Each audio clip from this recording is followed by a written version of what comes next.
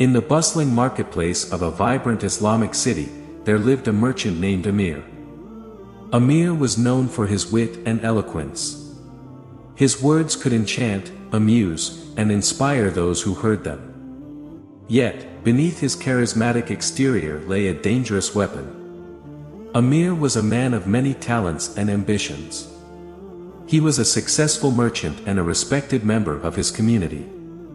Amir's tongue had the power to create, but it also had the power to destroy. One day, as Amir was in the company of his friends, they began to jest and mock the teachings of the Quran and the Hadith. They thought it was all in good humor, just a harmless jest. However, they did not realize the gravity of their words. The Quran and the Hadith were not subjects for jest, they were sacred teachings that guided the lives of countless believers. Their careless words reached the ears of a wise scholar, Sheikh Abbas, known for his deep knowledge and piety. Sheikh Abbas decided to visit Amir to share his wisdom and concern. Amir welcomed the scholar into his home, and as they sipped tea beneath the shade of a date palm, Sheikh Abbas began to speak. "Amir, my friend," Sheikh Abbas began gently, "we should be mindful of our words and how we use our tongues. The Prophet Muhammad, peace be upon him, has warned us against misusing this powerful organ. He said, of all human organs, the tongue is the one most likely to cause ruin." Amir nodded, curious to hear more.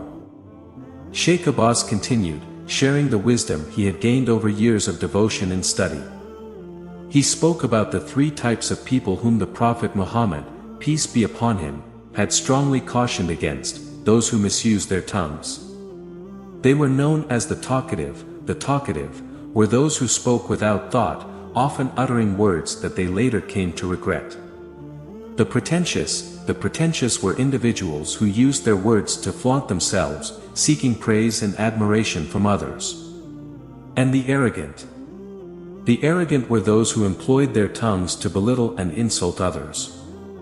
These three categories of people had fallen into grave error, as their misuse of one organ, the tongue, had led them down a path that distanced them from the teachings of the Prophet Muhammad, peace be upon him, and ultimately, from the mercy of Allah. It was this misuse of the tongue that had led them to the precipice of Jahannam, the Hellfire.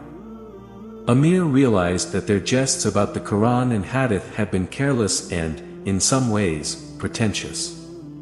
They had used their words to show off their wit, not considering the consequences. Deeply moved by the wisdom of Sheikh Abbas, Amir decided to change his ways. He gathered his friends and explained the significance of their words, especially when it came to matters of faith. He shared with them the hadith of the Prophet, peace be upon him: a man speaks a good word without knowing its worth, Allah records for him his good pleasure till the day he will meet him, and a man utters an evil word without realizing its importance, Allah records for him his displeasure till the day he will meet him. Together, they repented for their jests and sought forgiveness from Allah. Amir vowed to use his eloquence for good, to speak words that would uplift and inspire rather than belittle and ridicule.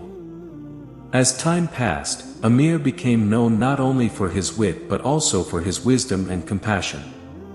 His transformation was a reminder that the tongue could be a powerful tool for good or for ill, and it was up to each individual to choose how they would wield this weapon. In the end, Amir learned that his tongue, though gifted with the power to shape words, was also a test from Allah. He understood that the tongue could be the means to earn Allah's pleasure or his displeasure, and he chose the former. Amir's story serves as a reminder for all to be cautious of their words, especially when it comes to matters of faith, and to use their tongues to spread kindness, respect, and love, following the guidance of the Quran and the Hadith.